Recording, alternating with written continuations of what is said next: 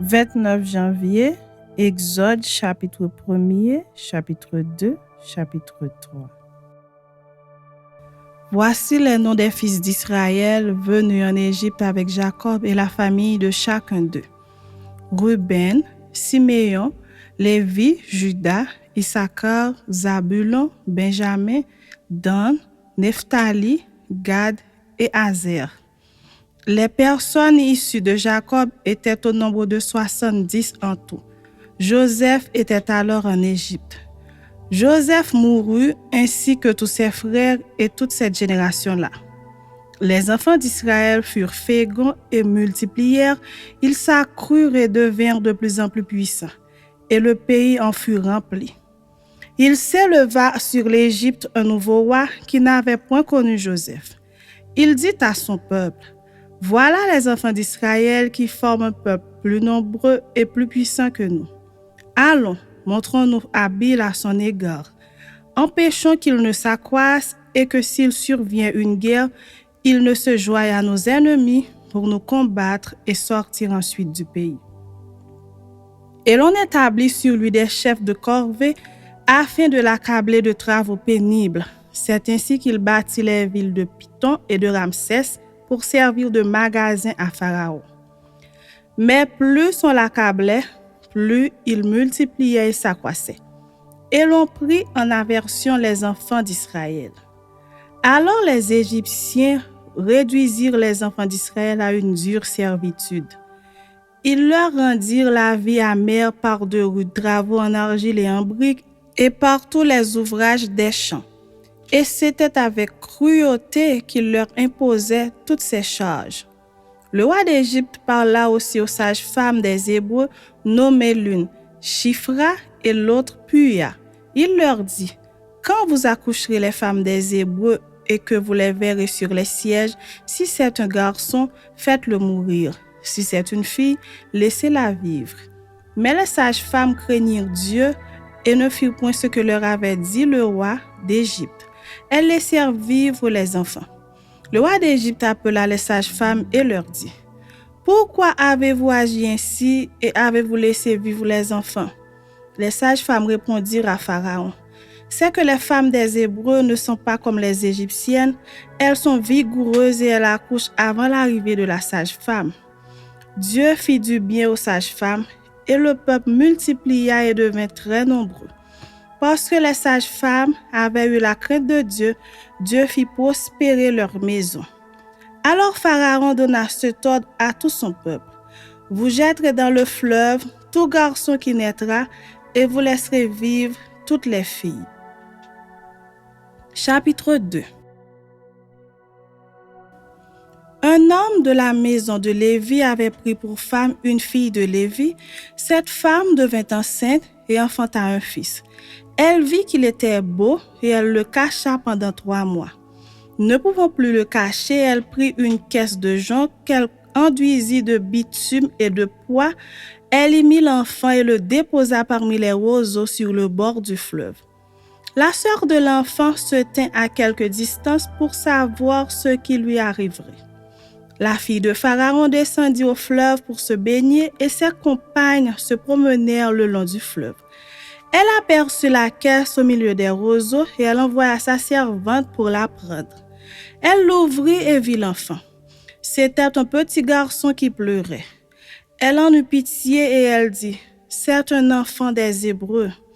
Alors la sœur de l'enfant dit à la fille de Pharaon: veux-tu que j'aille te chercher une nourrice parmi les femmes des Hébreux pour allaiter cet enfant? Va, lui répondit la fille de Pharaon. Et la jeune fille alla chercher la mère de l'enfant. La fille de Pharaon lui dit: emporte cet enfant et allaite-le-moi. Je te donnerai ton salaire. La femme prit l'enfant et l'allaita. Quand il eut grandi, elle l'amena à la fille de Pharaon. Il fut pour elle comme un fils. Elle lui donna le nom de Moïse, car, dit-elle, je l'ai retiré des eaux. En ce temps-là, Moïse, devenu grand, se rendit vers ses frères et fut témoin de leurs pénibles travaux. Il vit un Égyptien qui frappait un Hébreu d'entre ses frères. Il regarda de côté et d'autre et voyant qu'il n'y avait personne, il tua l'Égyptien et le cacha dans le sable. Il sortit le jour suivant, et voici 2 Hébreux se querellaient. Il dit à celui qui avait tort, « Pourquoi frappes-tu ton prochain ?» Et cet homme répondit, « Qui t'a établi chef et juge sur nous? Penses-tu me tuer comme tu as tué l'Égyptien? » Moïse eut peur et dit, « Certainement la chose est connue. » Pharaon apprit ce qui s'était passé et il cherchait à faire mourir Moïse. Mais Moïse s'enfuit de devant Pharaon et il se retira dans le pays de Madian où il s'arrêta près d'un puits. Le sacrificateur de Madian avait 7 filles. Elles vinrent puiser de l'eau et elles remplirent les auges pour abreuver le troupeau de leur père. Les bergers arrivèrent et les chassèrent. Alors Moïse se leva, prit leur défense et fit boire leur troupeau. Quand elles furent de retour auprès de Réel, leur père, il dit, « Pourquoi revenez-vous si tôt aujourd'hui ?» Elles répondirent, « Un Égyptien nous a délivrés de la main des bergers, et même il nous a puisé de l'eau et a fait boire le troupeau. » Et il dit à ses filles, « Où est-il? Pourquoi avez-vous laissé cet homme?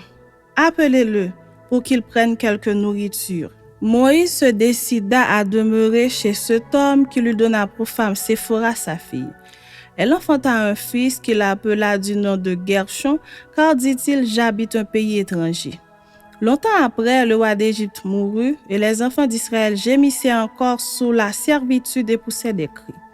Ces cris que leur arrachait la servitude montèrent jusqu'à Dieu. Dieu entendit leurs gémissements et se souvint de son alliance avec Abraham, Isaac et Jacob.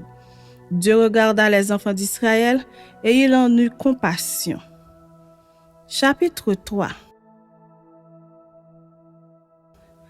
Moïse faisait paître le troupeau de Jéthro, son beau-père, sacrificateur de Madian, et il mena le troupeau derrière le désert et vint à la montagne de Dieu à Horeb. L'ange de l'Éternel lui apparut dans une flamme de feu au milieu d'un buisson. Moïse regarda, et voici le buisson était tout en feu, et le buisson ne se consumait point. Moïse dit, « Je veux me détourner pour voir quelle est cette grande vision, et pourquoi le buisson ne se consume point. » L'Éternel vit qu'il se détournait pour voir, et Dieu l'appela du milieu du buisson et dit, « Moïse, Moïse. » Et il répondit, « Me voici. » Dieu dit, « N'approche pas d'ici, ôte tes souliers de tes pieds, car le lieu sur lequel tu te tiens est une terre sainte. » Et il ajouta, « Je suis le Dieu de ton père, le Dieu d'Abraham, le Dieu d'Isaac et le Dieu de Jacob. » Moïse se cacha le visage, car il craignait de regarder Dieu. L'Éternel dit, « J'ai vu la souffrance de mon peuple qui est en Égypte, et j'ai entendu les cris qui lui font pousser ses oppresseurs, car je connais ses douleurs. Je suis descendu pour le délivrer de la main des Égyptiens et pour le faire monter de ce pays dans un bon et vaste pays, dans un pays où coule le lait et le miel, dans les lieux qu'habitent les Cananéens, les Essiens, les Amoréens, les Phérésiens, les Éviens et les Jébusiens. Voici les cris d'Israël sont venus jusqu'à moi, et j'ai vu l'oppression que leur font souffrir les Égyptiens. Maintenant, va, je t'enverrai auprès de Pharaon, et tu feras sortir d'Égypte mon peuple, les enfants d'Israël. » Moïse dit à Dieu, « Qui suis-je pour aller vers Pharaon et pour faire sortir d'Égypte les enfants d'Israël? » Dieu dit, « Je serai avec toi, et ceci sera pour toi le signe que c'est moi qui t'envoie. Quand tu auras fait sortir d'Égypte le peuple, vous servirez Dieu sur cette montagne. » Moïse dit à Dieu, « J'irai donc vers les enfants d'Israël et je leur dirai, « Le Dieu de vos pères m'envoie vers vous, mais s'ils me demandent quel est son nom, que leur répondrai-je? » Dieu dit à Moïse, « Je suis celui qui suis. » Et il ajouta, « C'est ainsi que tu répondras aux enfants d'Israël. Celui qui s'appelle « Je suis » m'a envoyé vers vous. » Dieu dit encore à Moïse, « Tu parleras ainsi aux enfants d'Israël. L'Éternel, le Dieu de vos pères, le Dieu d'Abraham, le Dieu d'Isaac et le Dieu de Jacob m'envoie vers vous. Voilà mon nom pour l'éternité, voilà mon nom de génération en génération. Va, rassemble les enfants d'Israël et dis-leur, l'Éternel, le Dieu de vos pères, m'est apparu, le Dieu d'Abraham, d'Isaac et de Jacob. Il a dit, je vous ai vu, Et j'ai vu ce qu'on vous fait en Égypte, et j'ai dit, je vous ferai monter de l'Égypte où vous souffrez dans le pays des Cananéens, des Essiens, des Amoréens, des Phérésiens, des Éviens et des Jébusiens, dans un pays où coule le lait et le miel. Ils écouteront ta voix, et tu iras, toi et les anciens d'Israël, auprès du roi d'Égypte, et vous lui direz, l'Éternel, le Dieu des Hébreux, nous est apparu. Permets-nous de faire 3 journées de marche dans le désert pour offrir des sacrifices à l'Éternel, notre Dieu. Je sais que le roi d'Égypte ne vous laissera point aller si ce n'est par une main puissante. J'étendrai ma main et je frapperai l'Égypte par toutes sortes de prodiges que je ferai au milieu d'elle. Après quoi, il vous laissera aller. Je ferai même trouver grâce à ce peuple aux yeux des Égyptiens, et quand vous partirez, vous ne partirez point à vide. Chaque femme demandera à sa voisine et à celle qui demeure dans sa maison des vases d'argent, des vases d'or et des vêtements que vous mettrez sur vos fils et vos filles. Et vous dépouillerez les Égyptiens.